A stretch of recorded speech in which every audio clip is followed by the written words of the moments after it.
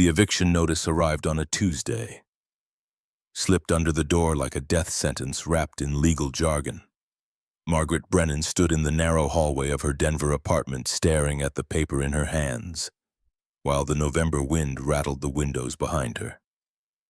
7 days. She had 7 days to vacate the premises or face forcible removal by the Arapahoe County Sheriff's Department. The words blurred together. Non-payment of rent, breach of lease agreement, immediate possession required. Her fingers trembled, creasing the edges of the document. Behind her from the living room came the sound of pencils scratching on paper. Lorelei doing homework at the rickety card table that served as their dining surface, kitchen counter, and craft station depending on the hour. Maggie folded the notice into quarters and shoved it into her jacket pocket. Her daughter didn't need to see this. Not yet. Not when the girl still believed mothers could fix anything. The apartment was already half empty. She'd sold the couch 3 weeks ago, the television 2 weeks before that. The beds remained only because no one wanted used mattresses, and the card table stayed because it had cost $12 at a yard sale and wasn't worth the effort of hauling to a pawn shop. Everything else, the microwave, the coffee maker, the framed prints of Colorado mountains that had made this place feel less like a prison, gone, converted into cash that had already evaporated into past due utility bills and grocery store rotisserie chickens. She moved to the window, pressing her forehead against the cold glass. Below, the parking lot stretched out in a grid of cracked asphalt and faded yellow lines. Her Honda Civic sat in its assigned spot, the only car she'd ever owned, bought, used in 20 when she'd still had a career, a husband, a plan. The rear bumper sagged, slightly held in place by duct tape and prayers. The check engine light had been glowing for 2 months. 8 months ago, she'd had a life that made sense. A marriage, even if it had been fraying at the edges. A job as a structural engineer at Morris & Clark Construction, pulling $70,000 a year. Designing load-bearing frameworks for commercial buildings. A 2-bedroom apartment in a complex with a pool and a gym she never used. The illusion of stability. Then Derek had come home on a March evening, his face carefully neutral, and delivered the news like a man reading from a script he'd rehearsed in the car. The marriage was over. He'd met someone else younger, he didn't say, though Maggie had seen the woman's Instagram later, all filtered sunsets and yoga poses. He wanted out. Clean break. No drama. She'd tried to hold it together for Lorelei's sake, but the weight of it had crushed something inside her. The sleepless nights, the mornings she couldn't get out of bed. The blank stares during project meetings until her boss had pulled her aside and suggested she take some time off. Suggested, not mandated. She'd refused, clinging to the job like a drowning woman to driftwood, but it hadn't mattered. 3 months later, Morris & Clark had filed for Chapter 11 and she'd joined 47 other employees on the unemployment line. The severance had lasted 6 weeks. The unemployment checks barely covered rent. She'd applied to 32 firms, driven Uber at night until the car's transmission started slipping, sold plasma twice before the clinic banned her for low iron. And still the bills multiplied like malignant cells, choking off every avenue of escape. Now she stood at the precipice, staring down into the abyss of true homelessness. 7 days. Where did people go when they ran out of options? Shelters, she supposed. She'd looked up the numbers online, made notes on a piece of paper she kept hidden in her wallet. Denver Rescue Mission, Samaritan House. The Dolores Project. All of them full, all with waiting lists, all requiring intake appointments she couldn't make because she'd sold her phone and now relied on the library's computers for internet access. Her mother's voice drifted up from memory, a phantom whisper from years past. If you ever hit rock bottom, Maggie, remember the family has land in Montana. Coldwater, your great-great-grandmother's people. It's still there waiting. Patricia Brennan had died 6 years ago, cervical cancer that had metastasized before anyone caught it. She'd been delirious near the end, talking about ancestors Maggie had never met, places she'd never seen. Coldwater, Montana, a town so small it barely registered on Google Maps. Population 283 according to the last census. 1,600 miles from Denver. Maggie had dismissed it as morphine dreams. the ramblings of a dying woman trying to make sense of her own unraveling. But now, with the eviction notice burning a hole in her pocket and her bank account showing a balance of $287, the memory returned with crystalline clarity. Land. Her mother had said land, not property. Raw earth, maybe. A vacant lot overgrown with weeds. But it was something. A direction. A destination that wasn't a homeless shelter or the back seat of a Honda Civic in a Walmart parking lot. She pulled out her phone. No, she'd sold the phone. She crossed the hall and knocked on Mrs. Chen's door. The old woman answered with a dish towel in her hands, eyebrows raised. Could she borrow the landline just for a minute? Local call. Mrs. Chen stepped aside without questions, gesturing to the phone on the kitchen counter. Maggie dialed directory assistance, waded through the automated menu, requested Coldwater, Montana County Clerk's office. The operator connected her. 4 rings, 5. Then a voice, female, young, bored. Granite County Clerk, how may I direct your call? Maggie's throat tightened. She forced the words out. She was trying to locate information about a property possibly under the name Brennan or Bridger or Ashford. In or near Coldwater, from the 1800s maybe. She knew it sounded crazy. The woman on the other end sighed, the sound of someone who dealt with crazy requests daily. Hold on. Typing sounds. Mouse clicks. A long silence. Then Bridger. I've got a Bridger estate parcel 45-22-13. 40 acres unincorporated area 6 miles northwest of Coldwater. Owner of record is... That's weird. Shows is deceased since 1961, but the taxes are current. Someone's been paying them. Maggie gripped the counter. Who's been paying? Can't tell you that, ma'am. Privacy regulations. But if you're family, you might want to contact our main office in Helena. They handle inheritance claims. The call ended 30 seconds later. Maggie stood in Mrs. Chen's kitchen, staring at the phone like it was an alien artifact. 40 acres, current taxes. Someone in her bloodline had owned land. Real tangible land, and no one had told her. Or her mother had tried to tell her and she hadn't listened. She thanked Mrs. Chen and returned to her apartment. Lorelei looked up from her homework, a math worksheet covered in careful pencil marks. The girl was 9, small for her age, with blonde hair that fell past her shoulders and eyes the color of Colorado sky. She wore a purple sweatshirt, 2 sizes too big, sleeves rolled up to keep them out of her way. Mama, can we have spaghetti tonight? Maggie's chest constricted. They'd had spaghetti 4 nights in a row because a box of pasta cost 89 cents and a jar of sauce was $1.50. Sure, baby. Spaghetti sounds good. That night, after Lorelei fell asleep on the mattress they shared, Maggie sat at the card table with a road atlas she'd found at Goodwill for $2. She traced the route with her finger. Denver to Cheyenne, Cheyenne to Casper, Casper to Billings, Billings to Coldwater. 830 miles, 12 hours of driving, maybe 14 with stops. 3 tanks of gas at current prices, roughly $120. She opened her laptop, the last piece of technology she hadn't sold, too old to be worth much, and searched for Coldwater, Montana. The results were sparse. A Wikipedia stub with basic facts, a handful of TripAdvisor reviews from hikers passing through on their way to Glacier National Park. 1 grainy photograph of Main Street, a row of brick buildings that looked frozen in 1950. She clicked on the county assessor's database, entered the parcel number the clerk had given her. The property listing loaded slowly, a scanned image of a paper form. Bridger Estate. Samuel and Clara Bridger, original grantees, 1884. 40 acres, mixed forest and meadow. 1 dwelling, built 1885. Current status vacant. Last recorded occupancy 1961. A dwelling, a house. Standing or collapsed, habitable or condemned, she had no way to know, but it was shelter potentially. 4 walls and a roof, or the ruins of them, more than she had in Denver. She looked at her daughter curled beneath a donated blanket, one small hand tucked under her cheek. Lorelei trusted her, believed in her, Thought Mama could solve any problem, fix any mistake, turn any disaster into an adventure. The weight of that faith was crushing.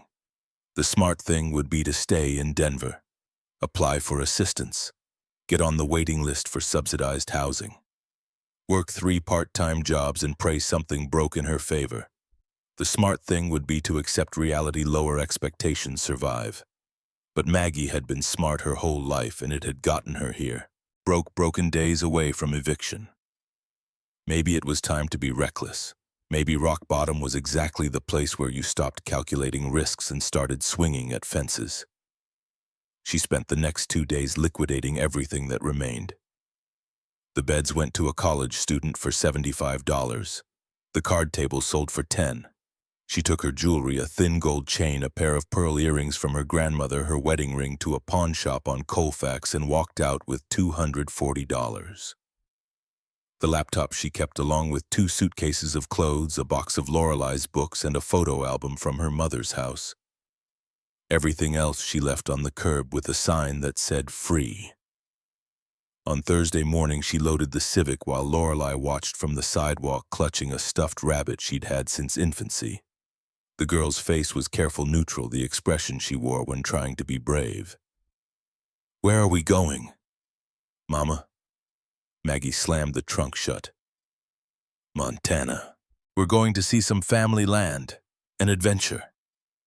Lorelei brightened, her worry sliding into cautious excitement. Like a road trip, exactly like a road trip. They left Denver at dawn, the city's skyline disappearing in the rearview mirror as they merged onto I-25 North. Maggie drove with the radio off, listening to the engine's irregular rhythm, the faint rattle that might be the serpentine belt or might be something worse. The check engine light glowed, its steady amber warning. She ignored it. The car would either make it or it wouldn't. She was done with contingency plans. Wyoming opened up around them, vast and indifferent, a landscape of sagebrush and distant mountains. Lorelei drew in a notebook, sketching houses with elaborate gardens and towers that spiraled into clouds. Every hour, she asked how much farther. Every hour, Maggie lied and said not much. They stopped for gas in Casper, where Maggie counted out bills at the pump and bought a bag of pretzels and 2 apples from the attached convenience store for dinner. They ate in the car, parked at the edge of the lot, watching trucks roar past on the interstate.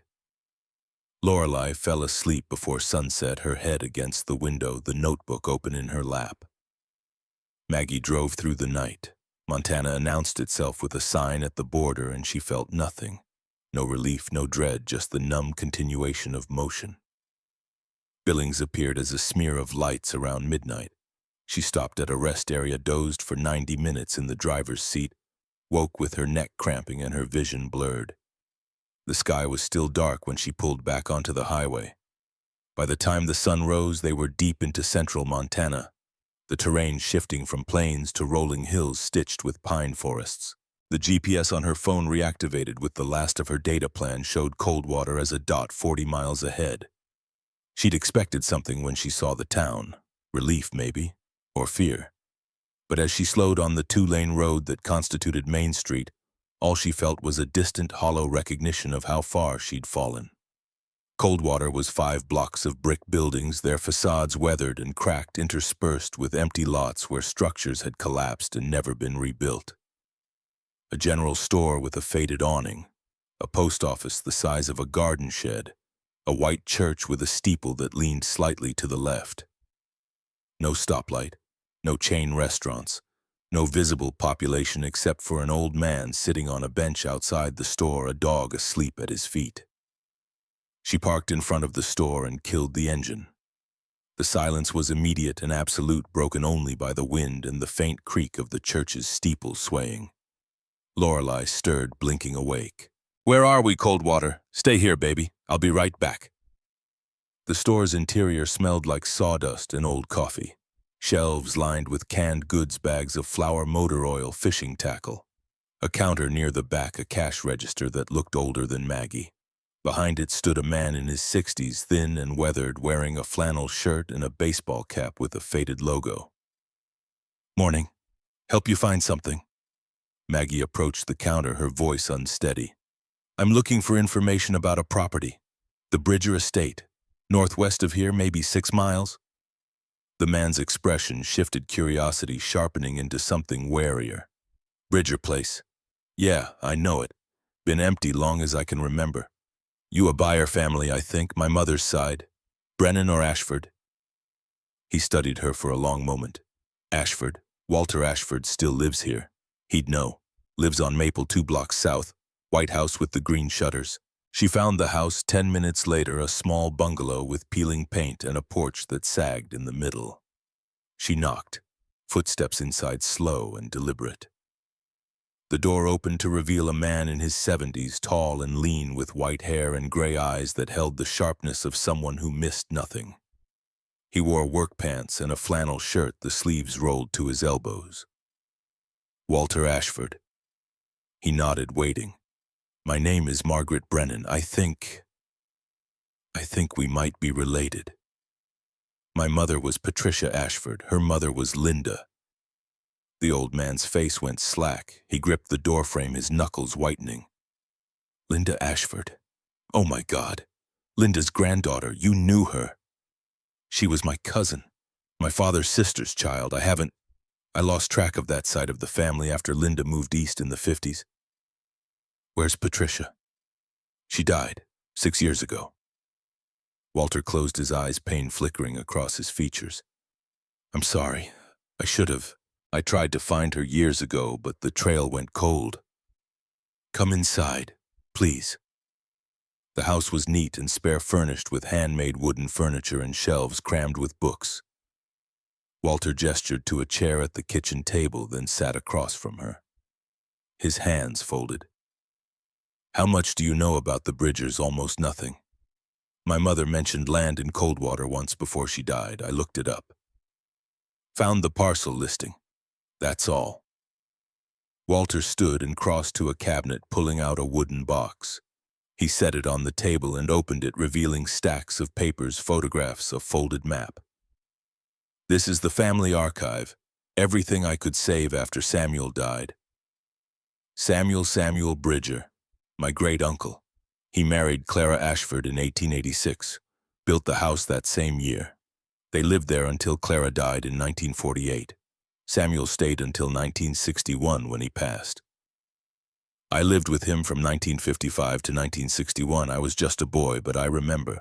He pulled out a photograph, its edges yellowed and creased. A couple standing in front of a 2-story house, the man tall and bearded, the woman small and dark-haired, both unsmiling in the way of old portraits. Samuel and Clara wedding day. Maggie stared at the image. This house, is it still there?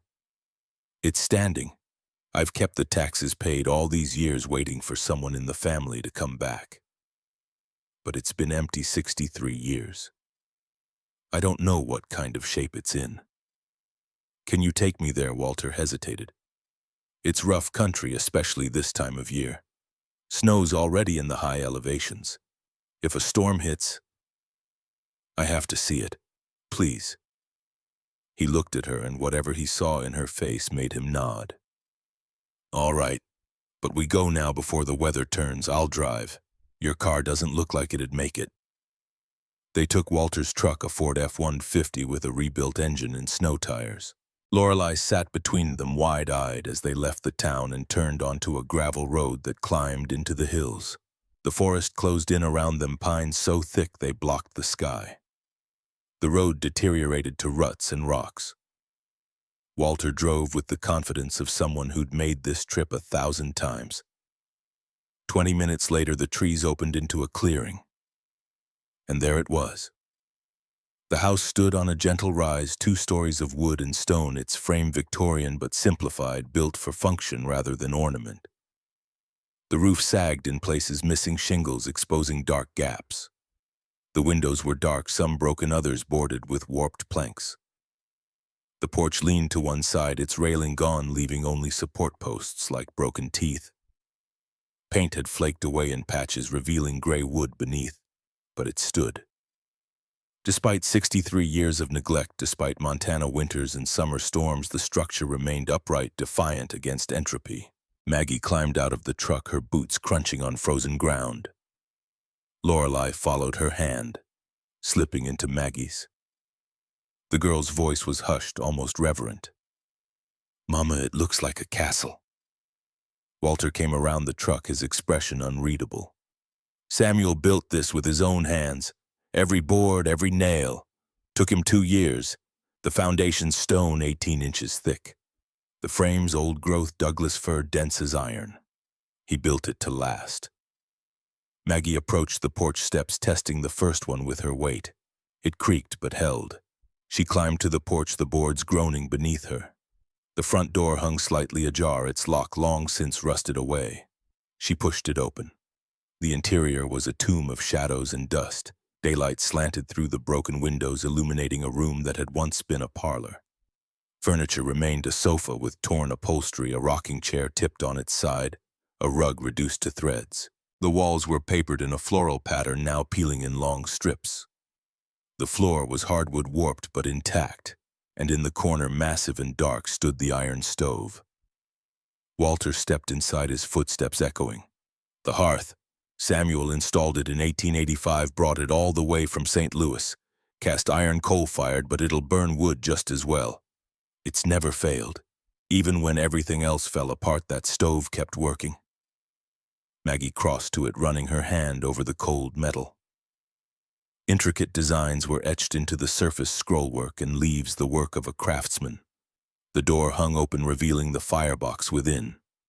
Ash filled the bottom, old and gray, but beneath it she saw the faint outline of blackened wood. Someone had burned a fire here long ago. Walter moved through the house, his voice echoing from other rooms. "Kitchen's back here. Pump's still in place, but I don't know if the well's good. Stairs to the second floor. 3 bedrooms up there, but watch your step. Some of the floorboards are rotted." Maggie followed him, Lorelei clinging to her side. The kitchen was a shell, the cabinets empty, the sink crusted with mineral deposits. The pump Walter mentioned was a hand-crank model, ancient and seized. She tried the handle. It didn't budge. Upstairs, the air was colder, the smell of decay stronger. The first bedroom was empty except for a broken bed frame. The second held a dresser with missing drawers. The third door was closed, and when Maggie tried the knob, it refused to turn. Walter appeared behind her. "That's Clara's room. Samuel nailed it shut the day she died. I never went in, and he never spoke of it." Maggie examined the door. The edges were sealed with hand-forged nails, dozens of them driven deep. Carved into the wood just above the knob were words in rough script: "Her heart rests here." Lorelei tugged her sleeve. "Mama, what does it mean?" "I don't know, baby." They descended the stairs and returned to the parlor. Maggie stood in the center of the room, turning slowly, taking in the ruin and the remnants of something that had once been a home. This was hers, legally, genetically, inescapably hers. A house built by ancestors she'd never known in a place she'd never heard of, waiting for her at the exact moment when she had nothing left. Walter cleared his throat. "There's no power, no running water. The roof needs work. The windows need replacing. It'd take months to make this livable, and that's if you have money for materials." "I don't have money. I don't have anything." He looked at her, and something in his gaze softened. "Then you have a choice. You can walk away, sell the land to someone with resources, take whatever they offer. Or you can stay. Try to bring it back." Maggie felt Lorelei's hand tighten around hers. The girl was looking up at her, not with fear but with trust, the unshakable belief that Mama would know what to do. And in that moment, Maggie understood that she'd already made the choice. She'd made it the moment she'd loaded the car in Denver. She'd made it when she'd driven 800 miles with $200 and no plan. This house, broken and forsaken, was a mirror of everything she'd become. And if it could stand for 63 years, maybe she could stand too. "We're staying." Walter nodded slowly, as if he'd expected nothing else. "Then we'd better get to work. Storm's coming in tonight. You'll need heat and shelter before dark." The afternoon dissolved into frantic preparation. Walter drove back to town and returned with supplies: firewood, canned soup, blankets, a Coleman lantern. He showed Maggie how to clear the stove's chimney, scraping away decades of creosote and bird nests. He hauled buckets of water from the well behind the house, testing it until the flow ran clear. He boarded the worst of the broken windows with plywood salvaged from the barn. By the time the sun dropped toward the horizon, the stove was burning. Flames crackled inside the firebox, heat radiating into the parlor. Maggie sat on the floor with Lorelei wrapped in blankets, eating soup heated over the stove's surface. Walter had left an hour ago, promising to return the next day with more supplies. Outside, the wind picked up, rattling the boards over the windows. The sky had turned the color of slate, heavy with the promise of snow. Lorelei leaned against her mother, her eyes half closed, the warmth of the fire lulling her toward sleep. "Mama, do we live here now?" Maggie stroked her daughter's hair. "Yeah, baby, we live here now." The girl drifted off, her breathing evening out. Maggie sat in the firelight, listening to the wind and the creak of old wood settling. She thought about the eviction notice crumpled in the trash back in Denver. She thought about Derek and the job she'd lost and the life that had collapsed. She thought about her mother, delirious and dying, whispering about land in Montana. And she thought about Samuel and Clara Bridger building this house in 1885, carving a life from wilderness, enduring losses she couldn't yet imagine. They'd left this place behind, but they'd also left it standing, a testament, a challenge.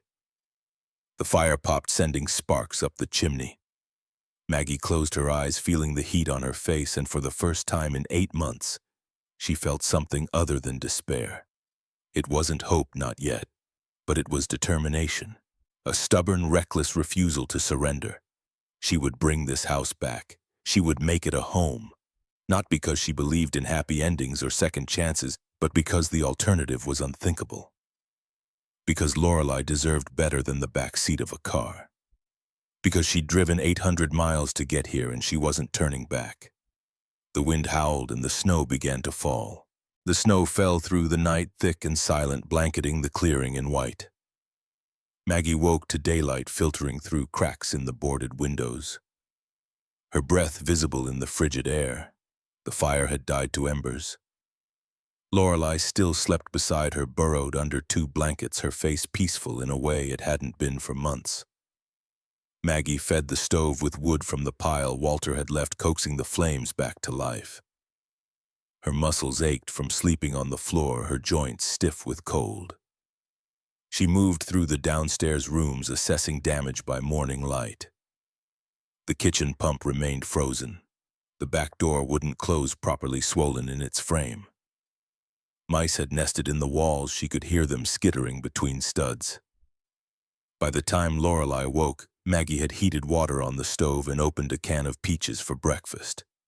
They ate standing by the fire, spooning syrup straight from the can. The girl's eyes wandered to the boarded windows, the peeling wallpaper, the stains on the ceiling where rain had leaked through. "Is this really ours, Mama?" Maggie nodded. "Every inch of it." "Can I explore upstairs?" "Stay away from the 3rd door, the one that's nailed shut." Lorelei disappeared up the staircase, her footsteps creaking overhead. Maggie returned to the kitchen, examining the pump more closely. The handle was corroded but intact. She gripped it with both hands and pulled. Nothing. She braced her foot against the base and yanked again. The mechanism groaned, metal scraping against metal, then gave way. She worked it in long strokes, feeling resistance ease with each repetition. After 2 minutes, water coughed from the spout, brown at first, then clearing to something almost transparent.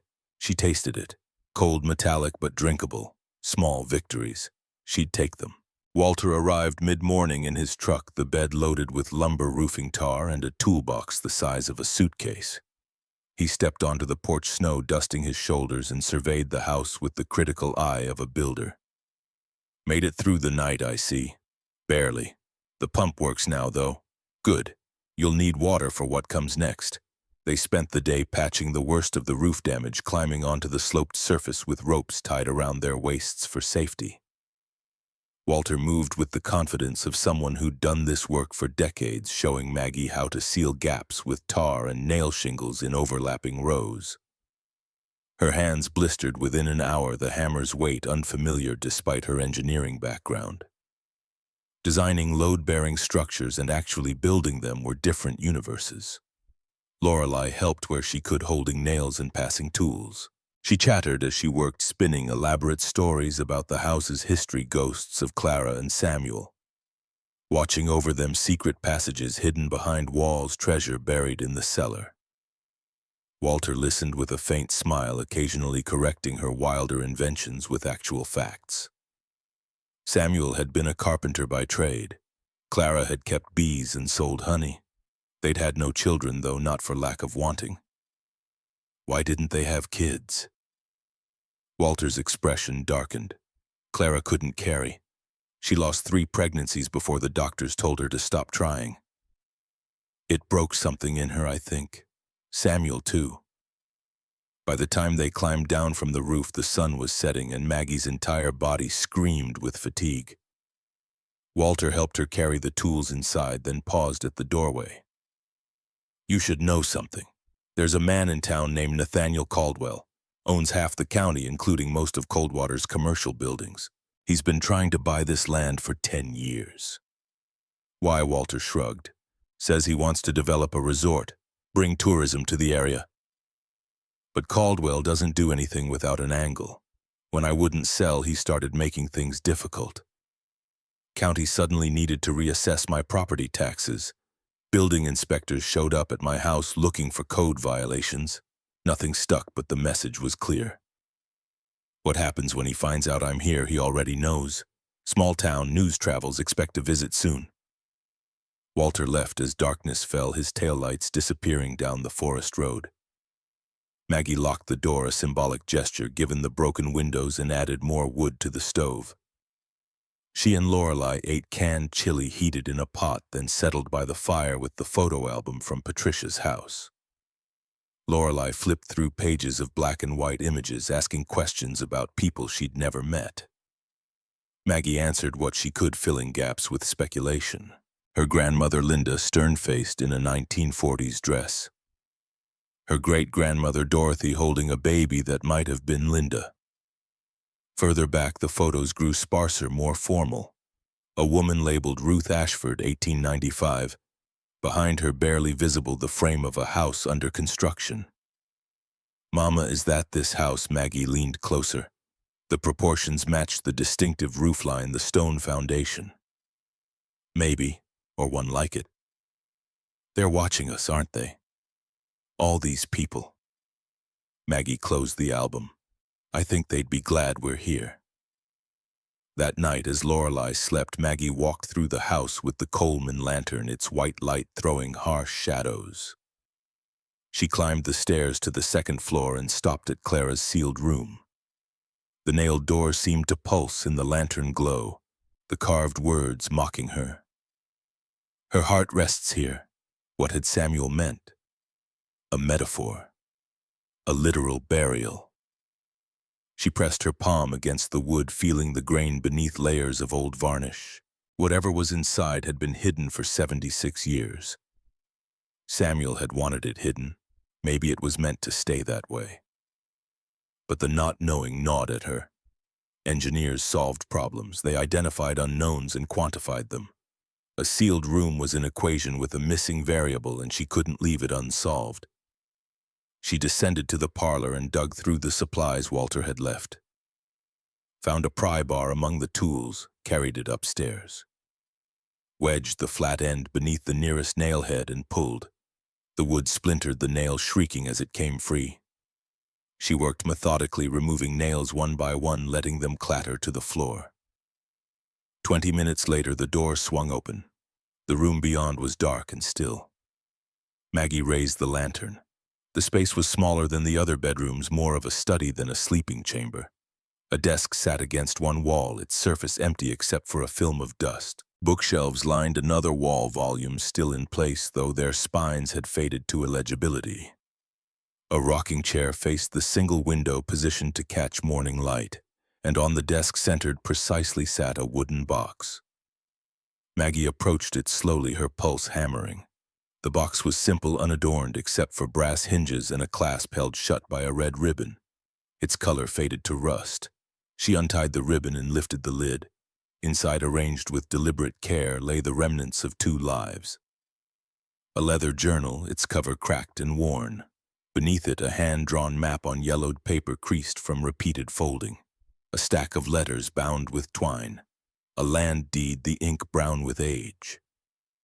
And at the bottom, wrapped in cloth, $800 in bills so old they felt like fabric. Maggie lifted the journal, first opening it to the first page.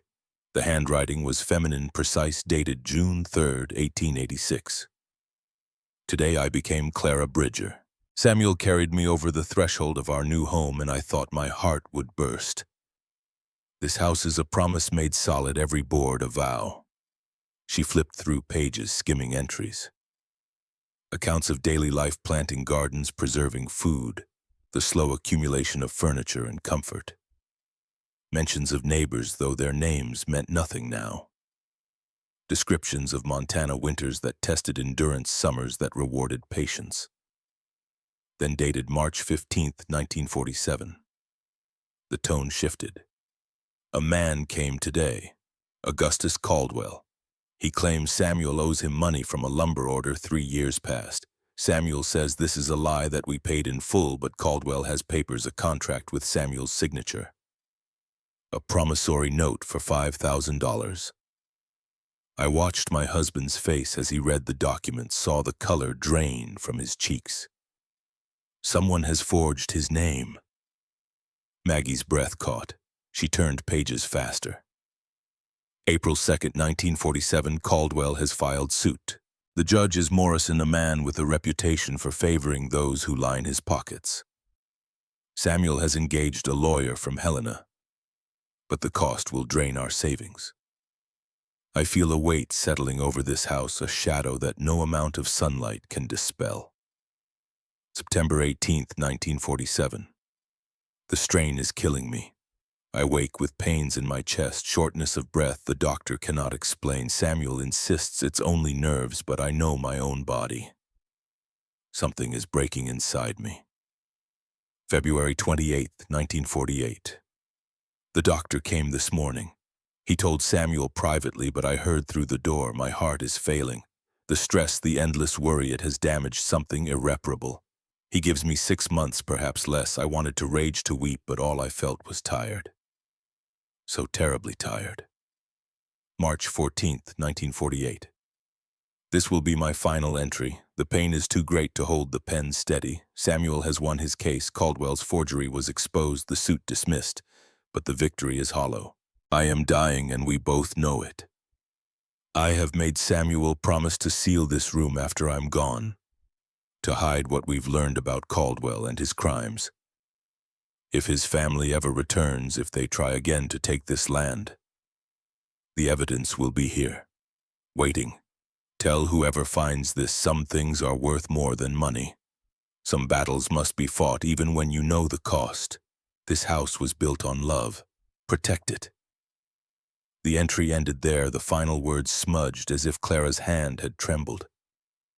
Maggie set the journal aside and reached for the map. It was crude but detailed, showing the property and the surrounding forest. A point was marked 2 miles northwest, labeled in Samuel's handwriting, where truth is buried.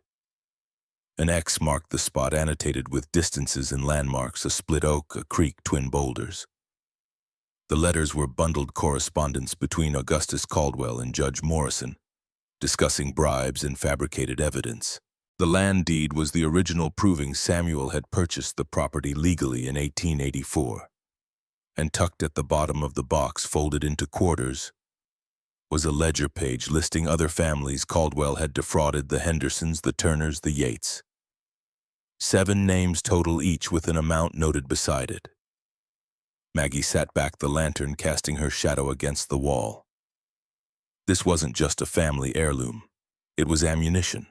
Evidence of systematic fraud spanning decades, and if Walter was right, if Nathaniel Caldwell was Augustus's grandson, then the threat hadn't ended with Clara's death.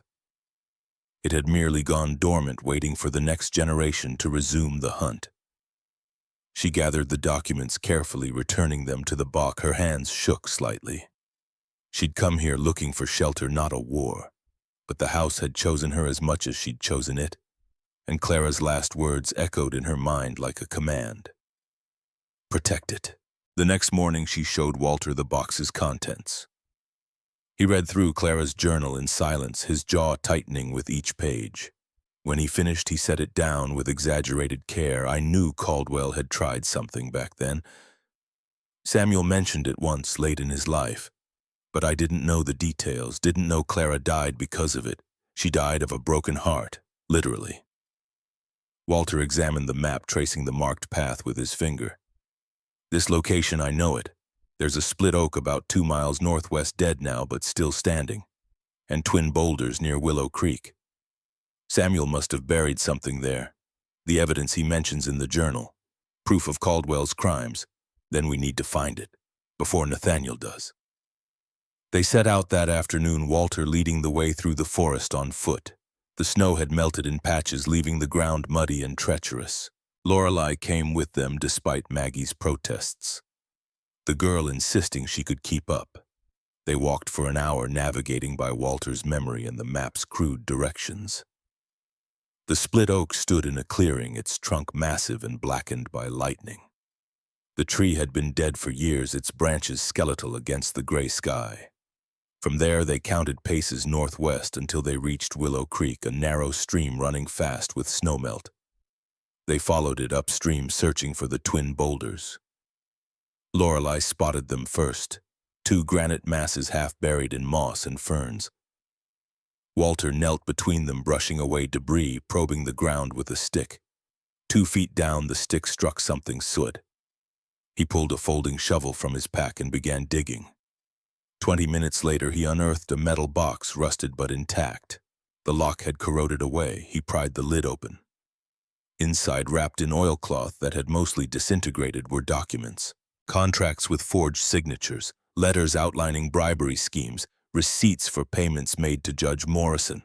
A ledger identical to the page in Clara's box, but complete, 20 families listed, spanning from 1940 to 1950. And at the bottom, a handwritten confession signed by Augustus Caldwell, dated 1952, admitting to fraud and expressing remorse. Walter read the confession twice, his expression unreadable. He wrote this 4 years after Clara died. Maybe guilt finally caught up with him. Or maybe he knew someone would find it eventually. Insurance against his own family. They carried the box back to the house, arriving as dusk settled. Maggie spread the documents across the parlor floor, photographing each page with her phone's last remaining battery. The scope of Caldwell's operation was staggering, not just land theft, but a systematic campaign to consolidate property through legal manipulation. Augustus had owned 3 judges, 2 sheriffs, and a county clerk. He'd stolen over 4,000 acres across a decade. If this goes public, it destroys the Caldwell name. Everything Nathaniel has built rests on his grandfather's reputation as a frontier entrepreneur. This proves he was a criminal. Walter stood by the window, staring out at the darkening forest. Which means Nathaniel will do anything to keep it hidden, including removing you. The threat arrived 2 days later in the form of a Mercedes sedan navigating the forest road with absurd delicacy. Maggie watched from the porch as the car stopped in the clearing and a man emerged, 50s silver hair, expensive suit incongruous against the wilderness backdrop. He approached with the confidence of someone accustomed to getting his way. "Mrs. Brennan, I'm Nathaniel Caldwell. I believe we should talk." Maggie descended the porch steps, stopping 10 feet from him. "About what, your situation here? This property? I understand you've inherited it recently, and I wanted to extend my welcome. Also to make you an offer. Not interested." Caldwell smiled, the expression not reaching his eyes. "You haven't heard the terms. $60,000, cash, enough to start fresh somewhere more hospitable." I said not interested. His smile faded. "Mrs. Brennan, I'm trying to be generous. This house is a ruin. The land is isolated. You have no income, no prospects. Take the money, move somewhere with opportunities." "I have an opportunity right here, restoring my family's home." Caldwell's tone hardened. "Then you should know that this property has significant tax arrears. $14,000 to be precise. The county will seize it if payment isn't made within 60 days. Maggie's stomach dropped. Walter said the taxes were current. According to county records, the last payment was made in 20. Everything since has been overlooked until now. You're lying. Walter has receipts, does he? Because our system shows no record of payment. And without proof, the county has every right to foreclose. Unless, of course, you accept my offer. I'd be happy to settle the tax debt as part of the purchase. Maggie stepped closer, her voice low and hard. Get off my property. Caldwell straightened his tie, his expression shifting to something colder. I tried to do this the easy way. Remember that. He returned to his car and drove away, the Mercedes bouncing over ruts. Maggie stood in the clearing until the engine noise faded, her pulse hammering in her ears. Then she went inside and called Walter on the landline phone he'd installed the previous day. He arrived within the hour, his face grim. We need to go to Helena, to the state archives. If the county erased my payment records, there should be backups at the state level. They left Lorelei with Reverend Whitfield, the Methodist pastor who'd welcomed Maggie to Coldwater with cautious kindness. The drive to Helena took 2 hours, the truck laboring up mountain passes. The state archives occupied a brutalist concrete building downtown, its interior, a maze of filing cabinets and microfiche readers. The clerk who helped them was a woman named Constance Blake Young, and efficient with red hair pulled into a tight bun. She listened to Walter's explanation, then disappeared into the stacks. 40 minutes later, she returned with a folder. Found something. Backup tax records for parcel 45-22-13. Payments recorded annually from 2014 through 2023. Total of $13,200. Each receipt signed by the county assessor. Walter exhaled sharply. Who was the assessor during those years? Constance checked a ledger. Gregory Caldwell. Until 2022, when he retired. His brother Nathaniel took over temporarily before the current assessor was appointed. Maggie felt the pieces lock into place. They erased the records deliberately to create a false tax debt. Constance's expression hardened. That's a serious allegation, but if you're right, you'll need these. She made copies of every receipt, stamping each with an official seal. Evidence. Guard it carefully. They drove back to Coldwater in silence, the copied receipts in a manila envelope on the seat between them. Maggie stared out the window at the passing landscape, mountains and forest and endless sky. She thought finding the house would be the hard part. Survival, shelter, basic needs. But she'd stumbled into something larger, a conflict that predated her birth and wouldn't end with simple perseverance. When they arrived at the house, they found the porch door hanging open. Maggie's heart seized. She ran inside calling for Lorelei, but the girl was still with the Reverend. The house was empty. But someone had been here. The parlor had been ransacked, blankets thrown aside, supplies scattered, the wooden box from Clara's room overturned on the floor. The documents were gone. All of them. The journal, the map, the letters. Only the $800 in cash remained, apparently worthless to whoever had taken the rest. Walter examined the broken window they'd entered through. Professional. They knew what they wanted. Maggie's hands clenched into fists. Caldwell. Can you prove it? No. But who else? She spent the next hour cleaning the wreckage, her movements mechanical. The loss of Clara's journal felt like a personal violation, an erasure of history. But the copied receipts from Helena were safe, and she'd photographed the buried documents with her phone. Not everything was lost. That night, she retrieved Lorelei from Reverend Whitfield's house. The girl sensed something wrong but didn't press. They ate a quiet dinner, then settled by the fire. Maggie held her daughter close, feeling the fragility of their position. They were squatters in their own inheritance, besieged by a man with resources and connections defending a house that was barely habitable. But they had evidence, and they had truth. Clara had said some battles must be fought even when you know the cost. Maggie was beginning to understand what that meant. 3 days later, a man appeared at the door. He wore a ranger's uniform Forest Service by the patch on his shoulder and carried himself with the careful alertness of someone accustomed to danger. Tall, dark-haired, maybe late 30s. His hand rested near the radio on his belt as he knocked. "Afternoon. I'm Jameson Thorne, Wilderness Ranger for this sector. Saw your lights, wanted to make sure everything's all right." Maggie stepped onto the porch, keeping the door partially closed behind her. "We're fine. Just moved in." Thorne's gaze swept the clearing, taking in the Honda Civic with its duct-taped bumper, the smoke rising from the chimney, the patched roof. "Brave. Not many people try living out here year-round. It's our land. We have a right. Didn't say you didn't, just offering help if you need it. I live about 10 miles north cabin near the ranger station. If there's an emergency, I'm the closest thing to law enforcement in these woods." "Good to know." He handed her a card with a phone number and a name.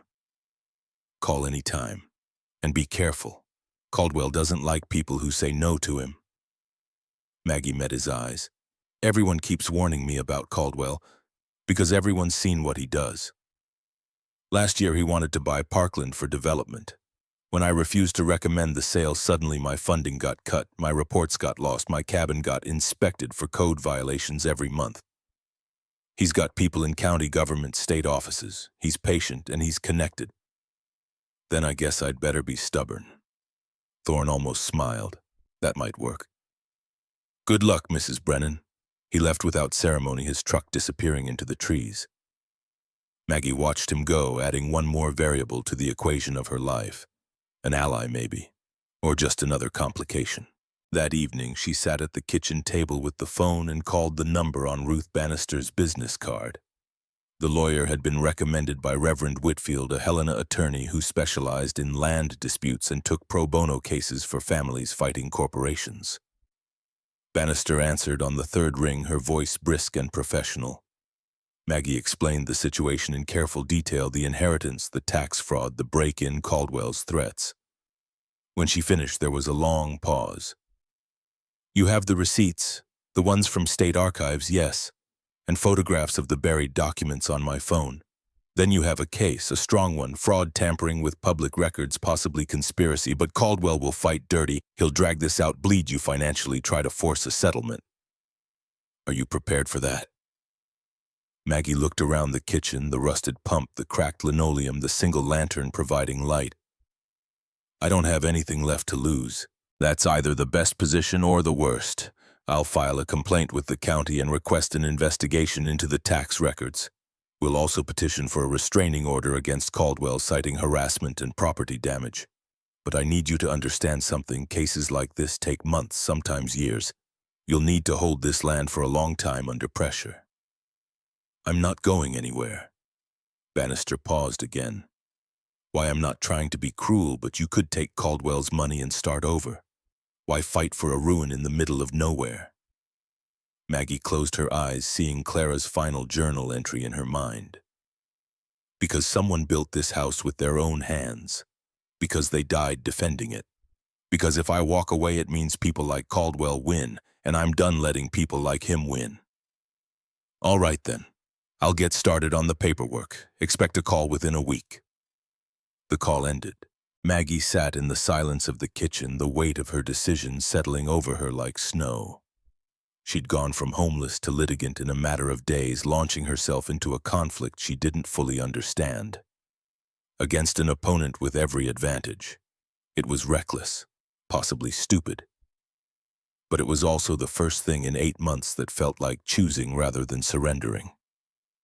2 weeks later, Bannister's complaint hit county offices like a grenade. The local paper ran a front-page story: land dispute erupts over historic Bridger estate. Coldwater split into factions overnight. Some sided with Maggie, the outsider, fighting a hometown bully. Others defended Caldwell, who'd funded the library expansion and sponsored the high school's football team. The general store became a battlefield of arguments, neighbors suddenly cold to one another. Caldwell held a press conference in town, standing on the courthouse steps with a microphone and a prepared statement. He called Maggie's claims baseless, the work of a desperate woman trying to extort him. He produced his own documents, appraisals showing the land's value, environmental studies for a proposed resort that would bring 300 jobs to the area. He positioned himself as the victim, his family's legacy under attack by a stranger who'd contributed nothing to the community. The next day, Maggie received a phone call, unknown number. She answered. The voice was male, electronically distorted. "Drop the lawsuit. You have 48 hours. "Who is this 48 hours? Or your daughter suffers the consequences." The line went dead. Maggie stood frozen, the phone slipping from her hand. Lorelei was upstairs reading in the single bedroom they'd made habitable. The girl was safe for now, but the threat was real. Caldwell had shown his hand. She called Thorne. He arrived 20 minutes later, his expression darkening as she explained. He made a call to the sheriff's office, requested increased patrols near the property. Then he turned to Maggie with a gravity that made her stomach clench. Lorelei should stay with someone in town. Reverend Whitfield, maybe. Until this is over. No, I'm not letting her out of my sight. Then she's in danger. And so are you. Maggie's voice cracked. I can't just hand her off to strangers. She's 9 years old. She's already lost her father, her home, her school. I'm all she has left.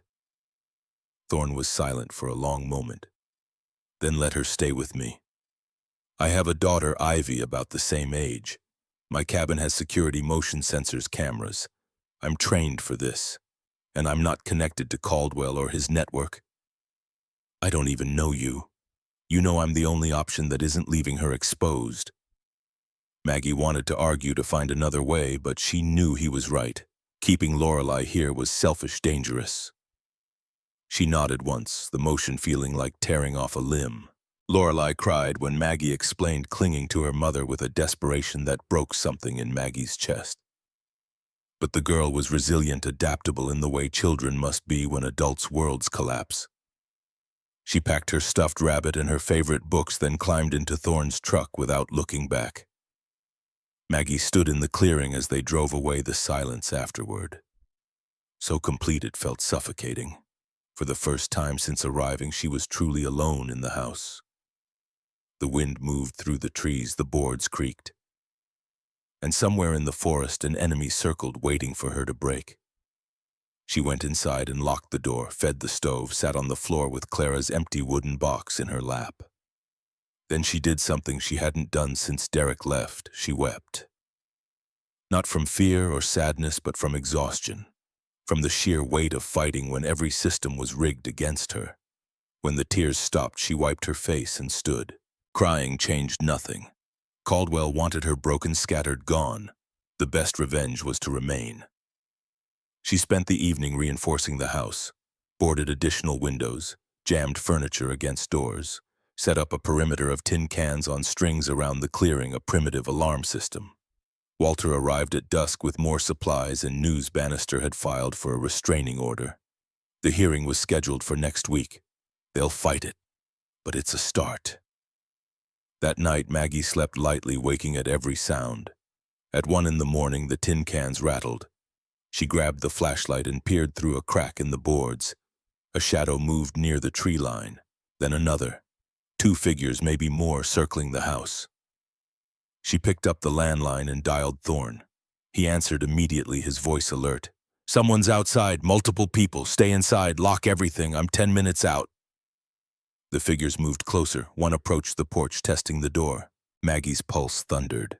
She searched for a weapon, found only a cast-iron skillet from the kitchen. She gripped it, feeling absurd and terrified.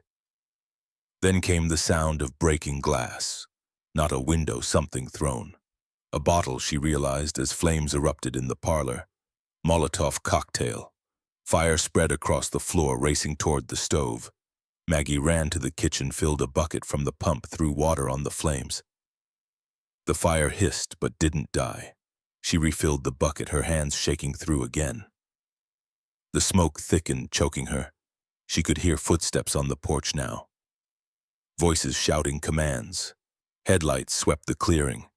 Thorne's truck skidded to a stop, and he emerged with a fire extinguisher, spraying foam through the broken window. The flames retreated, sputtering out. The figures on the porch fled into the forest. Thorne kicked in the door and pulled Maggie outside, away from the smoke. They stood in the clearing, breathing hard. The house still stood, the fire contained to one corner of the parlor. But the message was clear. Caldwell had escalated from threats to violence. Walter arrived minutes later, then the volunteer fire department from Coldwater. They extinguished the remaining embers, ventilated the smoke. The damage was significant but not catastrophic. Burned floorboards, scorched walls, the smell of accelerant hanging in the air. The fire chief examined the Molotov bottle's remnants. Arson. No question. You need to file a police report. Already on it. Thorne was on his radio calling the sheriff. Maggie sat on the porch steps, soot streaking her face, the adrenaline finally ebbing. She'd come within minutes of losing everything. If Thorne had been farther away, if the fire had spread faster, the house would be ash. But it wasn't. It stood, wounded but defiant, just like her. The sheriff arrived at dawn, a weary man named Coleman who took statements and photographs with bureaucratic detachment. He promised an investigation, though his tone suggested he didn't expect results. Everyone knew Caldwell's reach. Proving he'd ordered the arson would be nearly impossible. After Coleman left, Thorne helped Maggie assess the damage. The burned corner of the parlor would need to be rebuilt, the floorboards replaced, but the iron stove, untouched by the flames, still radiated heat. A symbol. The heart of the house indestructible. Thorne looked at her with something like respect. You could leave. Right now. Take Lorelei and disappear. No one would blame you. Maggie shook her head. That's what he wants. For me to run. If I do, he wins, and every other family he's stolen from gets forgotten. Then we make him pay, legally, properly. We burn down his empire the way he tried to burn this house. How evidence? We already have some. We need more, and we need to make sure the whole county sees it. Over the next 3 days, they built their case. Bannister subpoenaed county records, cross-referencing Walter's receipts with deleted entries. The pattern was undeniable: systematic erasure of payments, creating fraudulent debts. She also requested forensic analysis of the documents from Augustus Caldwell's buried box, though the originals were gone. The photographs Maggie had taken would have to suffice. Meanwhile, support materialized from unexpected places. Constance Blake, the state archives clerk, sent a notarized statement confirming the backup records. Reverend Whitfield organized a town meeting where families shared stories of Caldwell's coercion, forced sales, threatened foreclosures, manipulated zoning laws.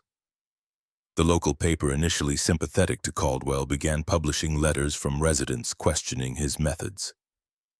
The restraining order hearing arrived on a gray morning in early December. The courtroom in Helena was small and drafty, wood-paneled and formal. Judge Evelyn Hartwell presided, a woman in her late 50s with steel-gray hair and an expression that suggested she'd heard every lie ever told. Bannister presented Maggie's case methodically. The tax fraud, the break-in, the threats, the arson. She submitted Walter's receipts, Constance's statement, photographs of the fire damage. She argued that Caldwell posed a clear and ongoing danger, that his actions constituted harassment and intimidation. Caldwell's attorney, a man named Silas Merrick, countered with rehearsed indignation. His client was a pillar of the community, a victim of slander by a desperate woman seeking to profit from false allegations. The tax discrepancy was a clerical error. The fire was likely accidental, possibly caused by Maggie's own negligence. The break-in had no evidence linking it to Caldwell. Judge Hartwell listened without expression. When both sides finished, she leaned back in her chair. Mr. Caldwell, did you offer to purchase the Bridger estate from Mrs. Brennan? Merrick answered for him. My client made a legitimate business offer, Your Honor. Mrs. Brennan declined. And when she declined, did your client take any action regarding the property's tax status? We requested a standard county audit, routine procedure. Hartwell's eyes narrowed. Routine procedure that resulted in $14,000 of allegedly unpaid taxes appearing on a property with verified payment records at the state level. Quite a coincidence. Your Honor, the county's records are independent of. I'm not interested in deflection, Mr. Merrick. I'm interested in facts, and the facts suggest your client or someone acting on his behalf manipulated public records to create financial pressure on Mrs. Brennan. That alone warrants serious scrutiny. Add the arson and we have a pattern. Restraining order granted. Mr. Caldwell is to maintain a distance of 500 feet from Mrs. Brennan and the Bridger estate. Violation will result in immediate arrest. Court adjourned. The gavel fell. Maggie felt something release in her chest, a knot she'd been carrying since Caldwell's first visit. It wasn't victory, not yet, but it was validation. A judge had seen through the lies.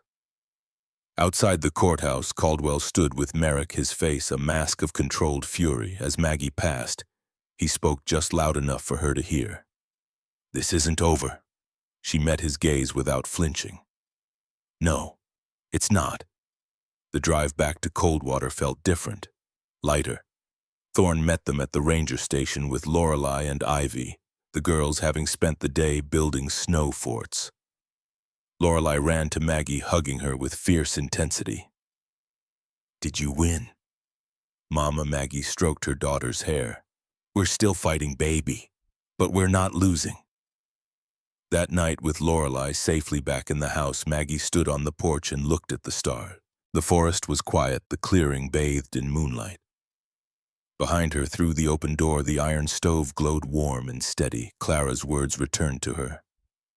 Some battles must be fought even when you know the cost. She was beginning to understand. The cost wasn't just money or comfort. It was certainty, safety, the illusion that playing by the rules guaranteed fairness. But some things couldn't be bought or intimidated.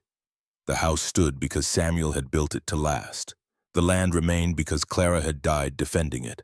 And Maggie would hold both because surrender meant erasing their sacrifice. The war with Caldwell would continue. The trial was coming. But for tonight, they had shelter and warmth and each other. For tonight, that was enough.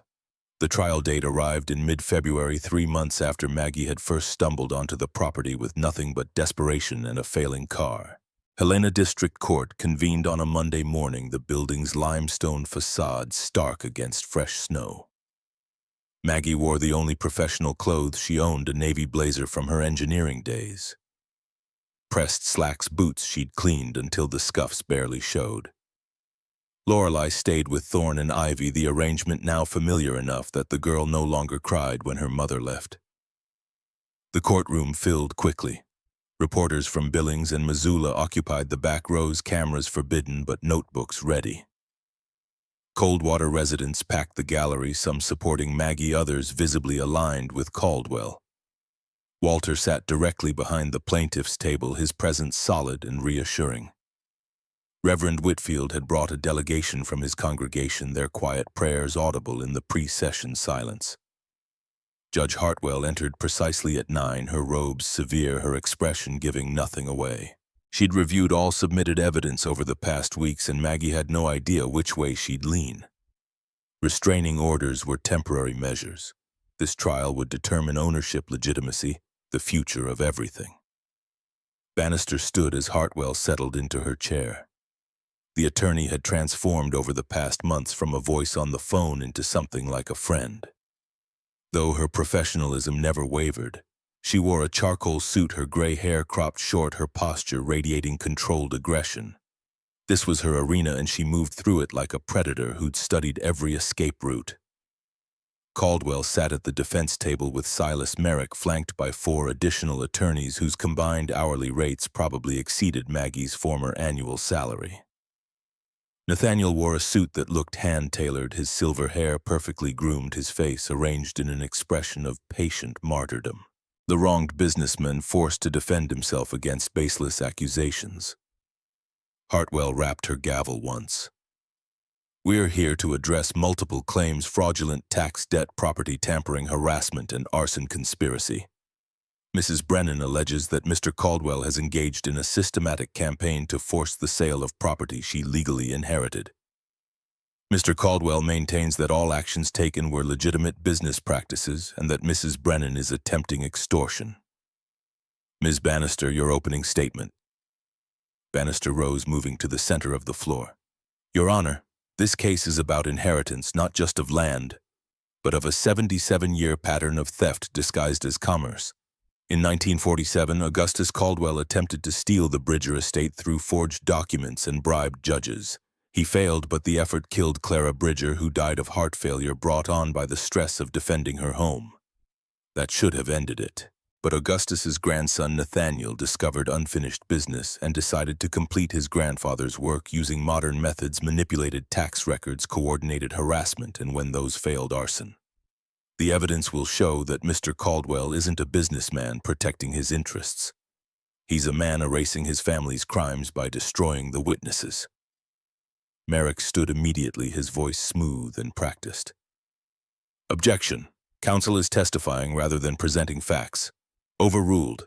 This is an opening statement, Mr. Merrick. You'll have your turn. Bannister continued methodically outlining the case. She described Clara's journal, the buried evidence, the deleted tax records. She detailed Walter's receipts, Constance Blake's testimony, the forensic analysis of the fire.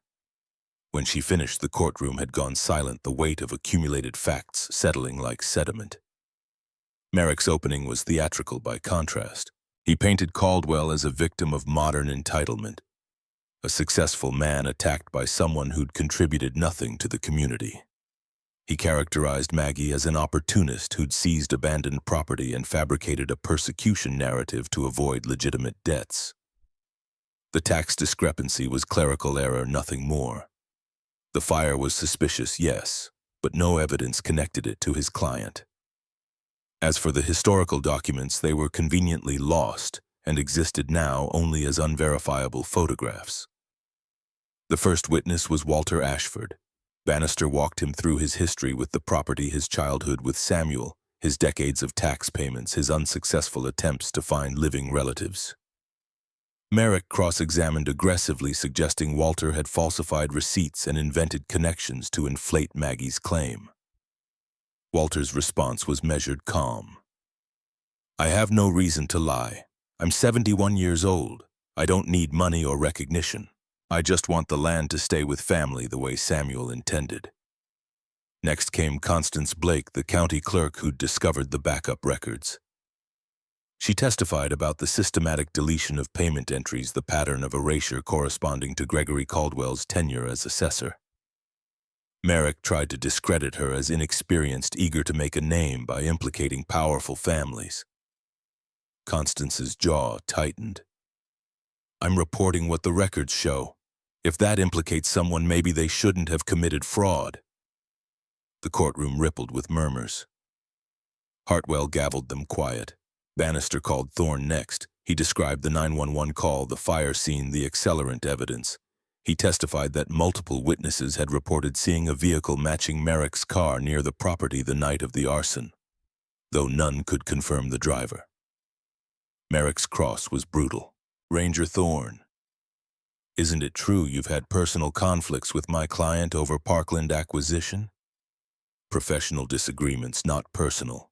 And isn't it convenient that you've positioned yourself as Mrs. Brennan's protector? Some might say you have motives beyond justice. Thorne's expression hardened. My motive is preventing a woman and child from being burned out of their home. If you're suggesting otherwise, say it plainly. Hartwell intervened before Merrick could respond. Move on, counselor. The prosecution's final witness was Adelaide Morrison, the 83-year-old daughter of the judge who'd taken Augustus Caldwell's bribes. She moved to the stand, slowly, aided by a cane, but her voice remained strong. She carried a leather-bound journal, its pages brittle with age. Bannister approached gently. Mrs. Morrison, can you tell us about this journal? Adelaide opened it with careful hands. This belonged to my father, Judge Marcus Morrison. He kept it from 1945 until his death in 1975.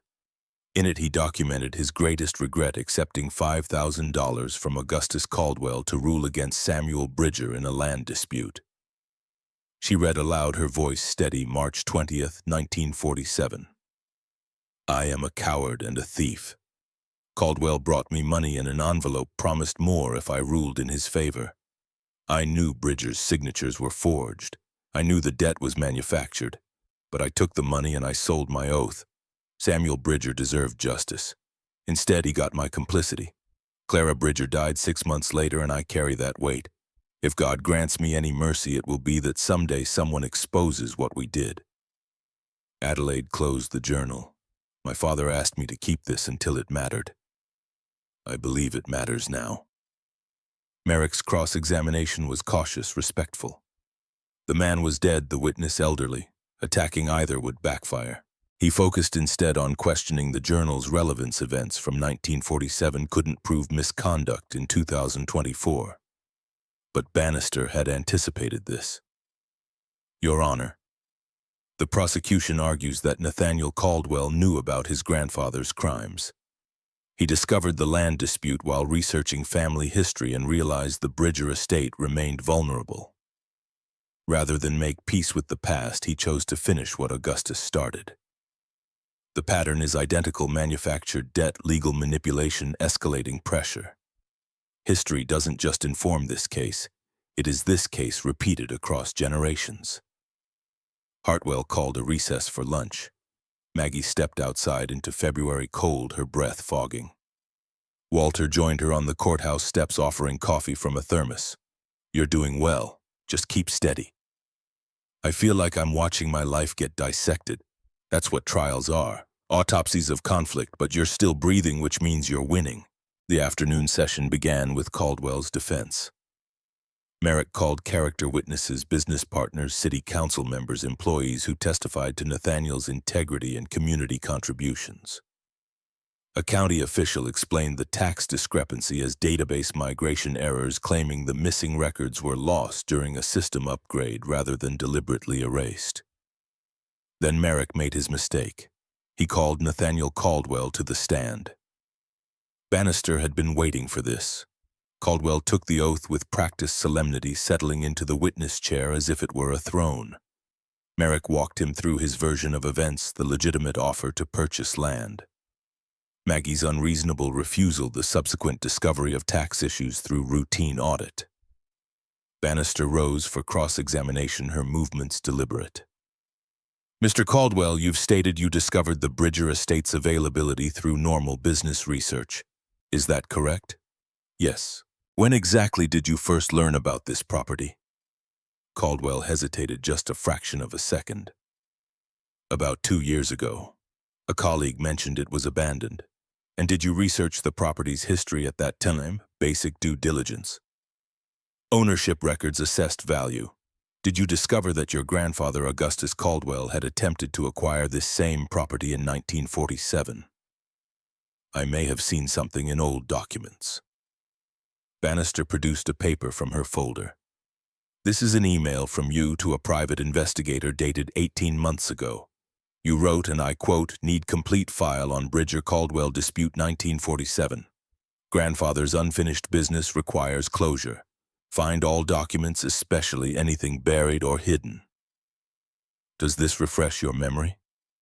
Caldwell's composure cracked slightly. That's taken out of context. What context makes hiring a private investigator to find buried documents about your grandfather's crimes sound innocent? Objection. Argumentative. Sustained. Rephrase, Ms. Bannister. Mr. Caldwell. Why did you specifically instruct the investigator to search for buried documents? I was curious about family history. Curious enough to spend $15,000 on an investigation. It was thorough research. Bannister moved closer.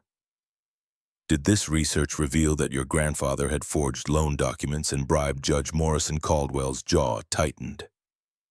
I found conflicting accounts. Did you find Samuel Bridger's buried evidence box before or after you made your first offer to Mrs. Brennan?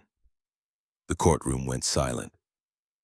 Caldwell stared at Bannister, calculation visible behind his eyes. I don't know what you're referring to. Bannister produced photographs, the metal box, the documents inside, the location between twin boulders. These were taken by Mrs. Brennan when she discovered the evidence her great-great-grandfather buried in 1950. But you already knew about this box, didn't you? That's why you had someone break into her house and steal the originals. Objection. Speculation and accusation without foundation. Your Honor, I'm establishing motive.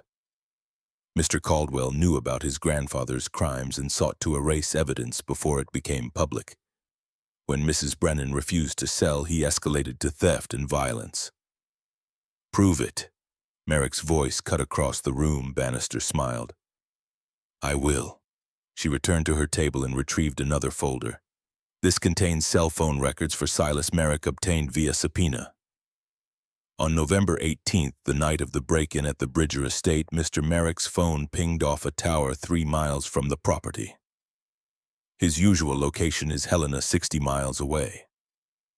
The same pattern appears on December 3rd, the night of the arson. Merrick shot to his feet. My client is not on trial here. No, but his attorney is complicit, Your Honor. I'm requesting the court consider charging Mr. Merrick as an accessory to arson and burglary. Hartwell's expression was ice. Bailiff, please escort Mr. Merrick from the counsel table. Mr. Caldwell, you'll need to retain new representation or proceed pro se. The courtroom erupted. Reporters scribbled frantically. Merrick protested loudly as the bailiff approached, but Hartwell's gavel silenced him. When order returned, Caldwell sat alone at the defense table, his legal team fractured. Bannister pressed the advantage. Mr. Caldwell, one final question. In your email to the investigator, you mentioned closure. What did you mean by that? Caldwell's mask slipped entirely. His voice rose tight with fury. That land belonged to my family. Augustus bought it fairly, and Samuel Bridger stole it with lies and manipulation. Everything my grandfather built, everything our family achieved was tainted by that theft. I was fixing history, correcting an injustice that your precious Samuel got away with because he played victim. So you admit you believe the land was wrongfully taken from your family? It was. And I was taking it back by fabricating tax debt, by hiring someone to commit arson. Caldwell stood, his control shattering. Samuel Bridger was a fraud who destroyed my grandfather's reputation. Clara Bridger died because she couldn't handle losing. They had no right to that land, and neither does this. This opportunist who showed up with nothing and expects Hartwell's gavel crashed down.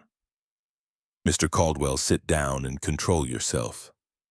But Caldwell was beyond control. I've worked 15 years on this. Researched, planned, invested. That land is mine by right, by history, by everything that matters. I won't let some homeless woman steal it because she claims a bloodline connection. The courtroom was chaos. Hartwell gavelled repeatedly, calling for order. Bailiffs moved toward Caldwell, who finally seemed to realize what he'd done. He collapsed back into his chair, face ashen. Hartwell's voice cut through the noise like a blade. Mr. Caldwell, you've just confessed to conspiracy to commit fraud and acknowledged motive for arson. Bailiff, place him in custody pending formal charges. This trial is adjourned pending criminal proceedings. But for the civil matter at hand, I'm ruling in favor of the plaintiff. Margaret Brennan is the rightful owner of the Bridger estate. All tax claims are dismissed as fraudulent, and Mr. Caldwell is ordered to pay $850,000 in damages for harassment, property destruction, and emotional distress. Court is adjourned. The gavel fell with finality. Maggie sat frozen, unable to process what had just happened. Walter's hand gripped her shoulder. Bannister turned to her, allowing herself a small smile. We won. The reality hit in stages. First came the rush of reporters, cameras flashing despite the prohibition. Bannister and Walter formed a barrier, hustling Maggie out through a side exit. Then came the congratulations, Reverend Whitfield, Constance Blake. Even strangers from Coldwater who'd attended to witness history. Thorne waited by his truck in the parking lot. Lorelei and Ivy bundled in winter coats beside him. The girls ran to Maggie, and she caught her daughter in a hug that felt like drowning and surfacing simultaneously. Over Lorelei's shoulder, she met Thorne's eyes. He nodded once, the gesture carrying weight beyond words. The drive back to Coldwater stretched long and surreal. Walter drove Maggie in the passenger seat, Lorelei asleep in the back. The winter landscape passed in shades of white and gray, beautiful and indifferent. Somewhere behind them, Nathaniel Caldwell sat in a cell, his empire crumbling. Somewhere ahead, the house waited, still broken but no longer threatened. Walter broke the silence. "What will you do now?" Maggie watched the forest scroll past. "Fix what's broken, make it whole. That'll take time. Money." She thought of the $850,000 in damages, an amount so large it felt abstract. "I'll have help." They reached Coldwater at dusk. The town looked different somehow, though nothing physical had changed. Maybe it was the knowledge that she belonged here now, not as a desperate refugee, but as someone who'd fought and won. The general store's lights glowed warm. Smoke rose from chimneys. Life continuing indifferent to courtroom drama, but subtly altered by its outcome. At the house, Thorne had already arrived and started a fire in the stove. The parlor glowed with heat, the burned corner still scarred, but no longer ominous. Maggie stood in the center of the room, turning slowly. This space, this structure was hers without caveat or condition. The weight of that fact was staggering. Lorelei tugged her sleeve. "Mama, can we stay forever?" Maggie knelt to her daughter's level. "Yeah, baby, we can stay forever." That night, after Lorelei fell asleep, Maggie walked through the house with a lantern. She climbed to the second floor, pausing at Clara's room. The door stood open now, the nails removed, the seal broken. Inside, the empty wooden box sat on the desk where she'd found it. She picked it up, running her fingers over the brass hinges. Clara had died defending this place.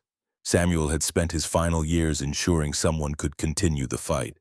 They'd built something that outlasted them, a testament to the stubborn belief that some things matter more than survival. And now Maggie held their legacy along with the responsibility to honor it. She descended to the parlor and sat by the fire. Thorne had left quietly, but his presence lingered, the neatly stacked wood, the fresh water in the kitchen, the way he'd positioned chairs for optimal warmth. Over the past months, he'd become essential without her noticing the transition. Allie, friend, something more complex she wasn't ready to name. The trial's aftermath unfolded quickly. Caldwell was formally charged with conspiracy to commit fraud, arson conspiracy, and tampering with public records. Merrick faced similar charges, plus disbarment proceedings. The Montana Attorney General's office opened an investigation into county corruption, focusing on Gregory Caldwell's tenure as assessor. Within a week, 3 other families came forward with stories of Caldwell-engineered property losses. The case expanded into a class-action lawsuit, with Maggie's evidence serving as the cornerstone. Reporters called daily, but Bannister handled media inquiries, shielding Maggie from the feeding frenzy. The damages award hit Caldwell's accounts in March. Maggie stared at the number on the bank statement, struggling to connect it to reality. She'd gone from $287 to over $800,000 in 4 months. The reversal was so complete it felt like fiction. But the money came with purpose. She hired contractors from Billings Builders with no connection to Caldwell's network. They arrived in April as the snow melted trucks loaded with lumber and tools. The house became a construction site, scaffolding rising against the Victorian frame tarps, protecting exposed areas during Montana's unpredictable spring weather. Maggie worked alongside them, her engineering background finally useful again. She designed load calculations, supervised foundation repairs, ensured every modification honored the original structure. The contractors respected her knowledge, treating her as colleague rather than client. Walter became her foreman, his carpentry expertise invaluable. He showed her which beams could be saved and which needed replacement. How to match wood grain when patching historical elements, the techniques Samuel had used in 1885. Working with him felt like channeling the house's builder, maintaining continuity across centuries. Lorelei thrived in the chaos. She made friends with the contractors' children. Attended Coldwater's small school, began drawing plans for her future bedroom. The girl who'd cried herself to sleep in Denver was gone, replaced by someone confident and rooted. Watching her daughter bloom was perhaps the greatest victory of all. Thorne visited often, ostensibly to check on progress, but lingering for coffee conversation, the easy companionship of shared purpose. He brought Ivy, who became Lorelei's constant companion. The two girls explored the forest, built elaborate forts, created kingdoms from pine cones and imagination. One evening in May, after the workers had left and the girls were asleep upstairs, Thorne and Maggie sat on the newly rebuilt porch. The clearing stretched before them, green returning to the landscape. Wildflowers dotting the meadow. The air smelled of sawdust and possibility. "You've done something remarkable here." Thorne's voice was quiet, almost hesitant. "We've done it. You, Walter, the crew. I couldn't have, I mean more than the house. You've made something permanent. Most people drift through life never planting roots deep enough to withstand storms. You drove 800 miles with nothing and built a fortress." Maggie looked at him, really looked. In the months since they'd met, his presence had become so familiar she sometimes forgot to see him. The sharp intelligence in his dark eyes, the careful way he moved through the world. The quiet strength that never demanded acknowledgement. He'd protected her daughter, fought her battles, asked nothing in return. "Jamie." She used his first name, deliberately testing the intimacy. "Why do you keep coming back here?" He held her gaze. "Because being here makes sense in a way nothing has since Sarah died. Because watching you fight reminded me what courage looks like. Because—" He trailed off, searching for words. "Because—" Her heart hammered. "Because I think I'm falling in love with you, and I don't know what to do about it." The words hung between them, enormous and terrifying. Maggie's first instinct was retreat. She'd been burned badly enough by Derek, had learned to distrust declarations. But Thorne wasn't Derek. He'd proven himself through action, not promises. He'd shown up in snowstorms and courtrooms and countless small moments when showing up was the only thing that mattered. "I'm scared." Her voice came out smaller than intended. "Of trusting again. Of being wrong. I'm scared too. Of losing someone else. Of not being enough. But I'm more scared of not trying." Maggie reached for his hand, their fingers intertwining. The touch was electric, grounding right in a way that bypassed rational thought. "I don't know what this is, where it goes. Neither do I. But I'd like to find out." They sat in silence as darkness gathered, the porch light casting a warm circle around them. Somewhere in the house, the stove crackled. The forest murmured with evening sounds. And for the first time in longer than Maggie could remember, the future felt like something to anticipate rather than endure. Summer arrived with Montana's trademark intensity, long days of brilliant sun thunderstorms that rolled through with operatic drama nights cool enough to require blankets. The house took shape under the builder's hands, emerging from ruin like a sculpture from stone. New windows replaced broken ones, their panes hand-blown to match historical specifications. The roof was re-shingled in cedar, the wood treating to weather to silvery gray. Inside floors were refinished walls, replastered fixtures restored or replicated. By August, the structure was complete. Maggie stood in the parlor now, painted a soft cream with the original woodwork refinished to honey gold. The iron stove dominated one corner, polished until it gleamed, its surface etched with designs that caught the light. Around it, she'd arranged furniture from estate sales and antique shops, pieces that honored the house's era without turning it into a museum. Walter walked through each room with the expression of someone witnessing resurrection. He stopped in the kitchen, running his hand over the restored pump, the new counters built from reclaimed wood. This is what Samuel wanted, a home that lasted. "What about you? What do you want?" Walter smiled. "I want to see it lived in, used, filled with the noise of family. Then stay. There's a cottage behind the barn. It needs work, but it could be yours." The old man's eyes brightened. "I'd like that. To be here when the house is whole again." The wedding happened in October, a year after Maggie had first stumbled onto the property. It wasn't planned as spectacle, just a gathering of the people who mattered, hosted in the clearing where the house stood like a monument to persistence. Reverend Whitfield officiated, his words simple and genuine. 60 chairs faced an altar built from aspen logs, decorated with wildflowers that still bloomed despite the season's first frost. The guest list was small: Walter, Constance Bannister, Adelaide Morrison in a wheelchair, but radiant half of Coldwater who'd stood by them during the trial. Lorelei and Ivy served as flower girls, scattering petals with exaggerated seriousness before dissolving into giggles. They wore matching dresses in forest green, their happiness infectious. Watching them, Maggie felt her throat tighten. These girls had found each other in the wreckage of their parents' attempts to rebuild. They'd created their own family from the pieces adults had left behind. Thorne waited at the altar in a navy suit, his usual ranger's uniform traded for something that signaled commitment to more than just wilderness. When Maggie appeared in the doorway wearing a simple white dress, her dark hair loose, holding a bouquet of Montana wildflowers, his expression broke into something unguarded and beautiful. She walked toward him without hesitation, each step a choice renewed. No one gave her away. She came to him freely whole, carrying nothing but herself and the understanding that love wasn't rescue, it was partnership. The willingness to build something together, knowing storms would come, trusting the foundation would hold. Whitfield's ceremony was brief. He spoke about foundations and frameworks, about structures that withstand, because they're built with intention. When he asked for vows, Maggie and Thorne spoke their own. Jamie, I promise to build our future with the same care Samuel used building this house, with patience and honesty and wood that doesn't rot.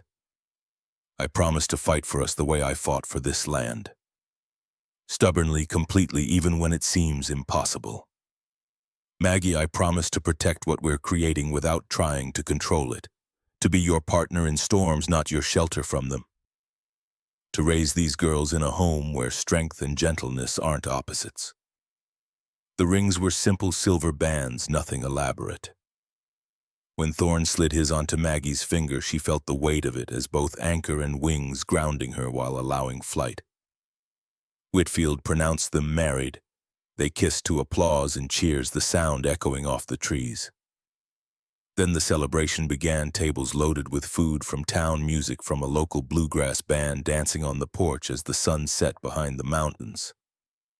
Adelaide Morrison approached during dinner, leaning heavily on her cane.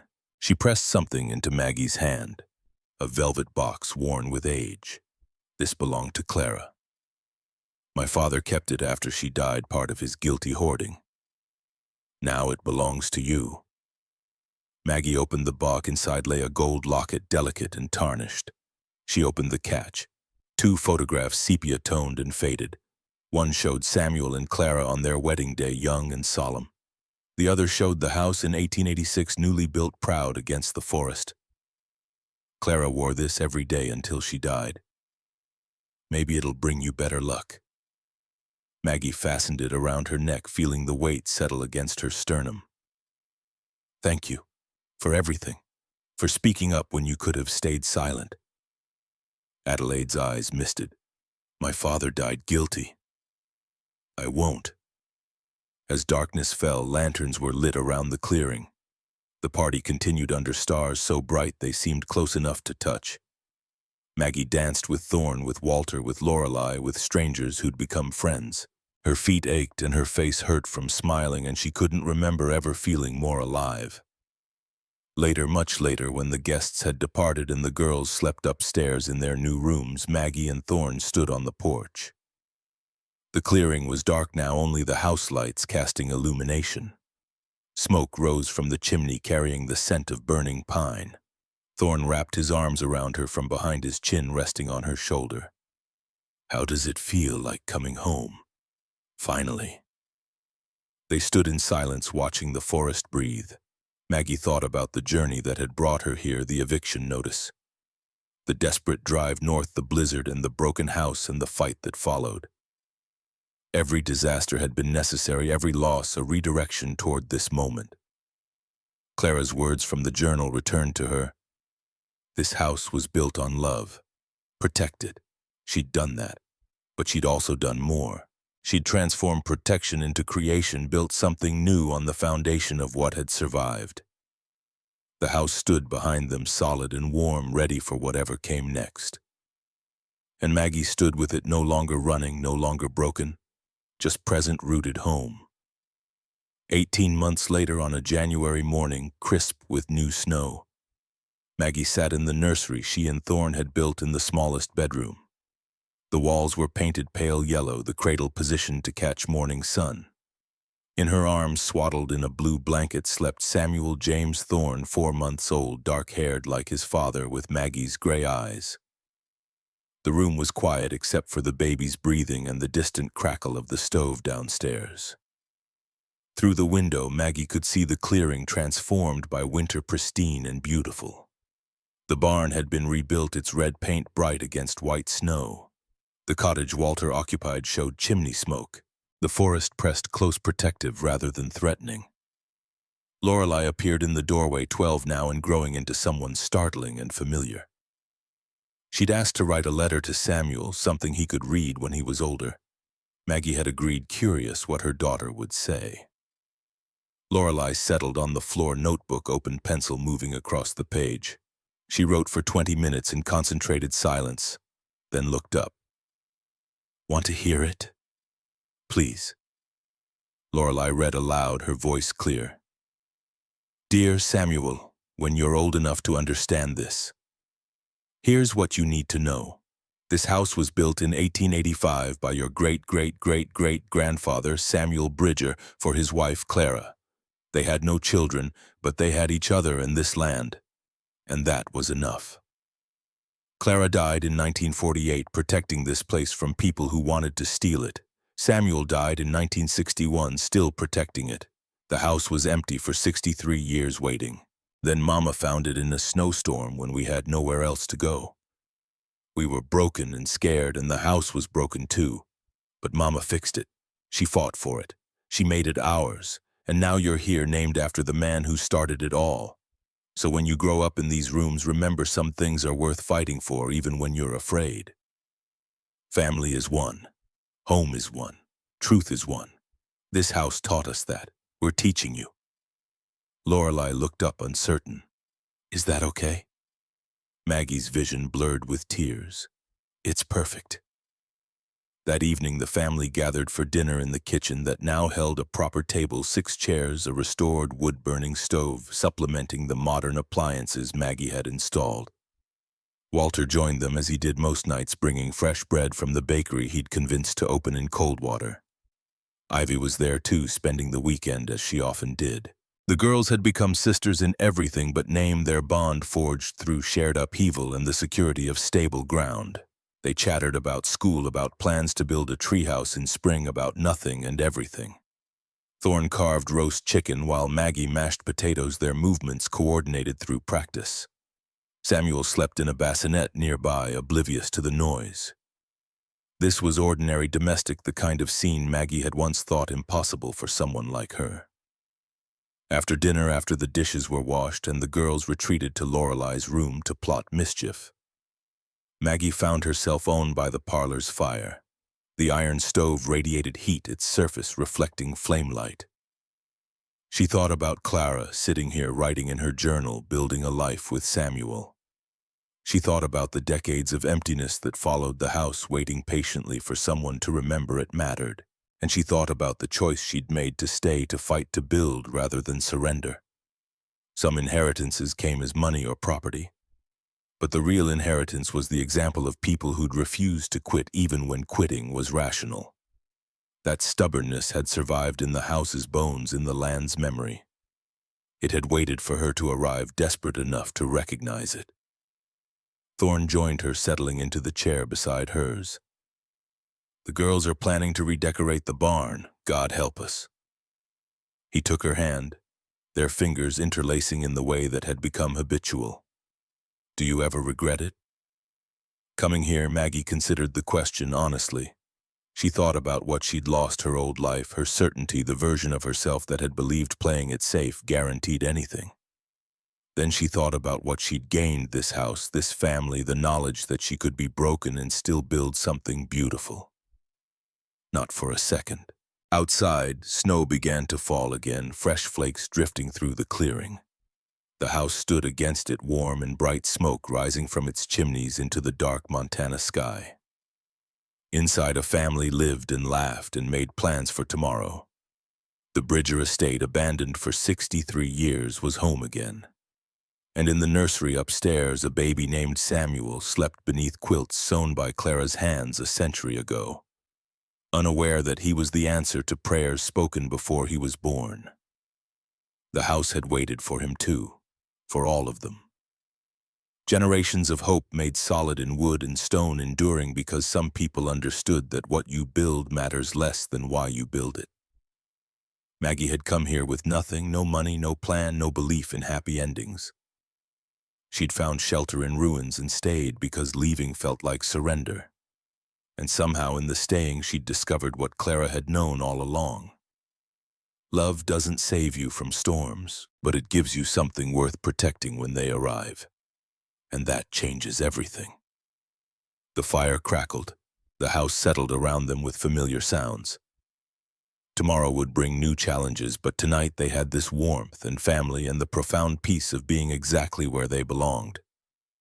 For tonight and for all the nights to come, they were home.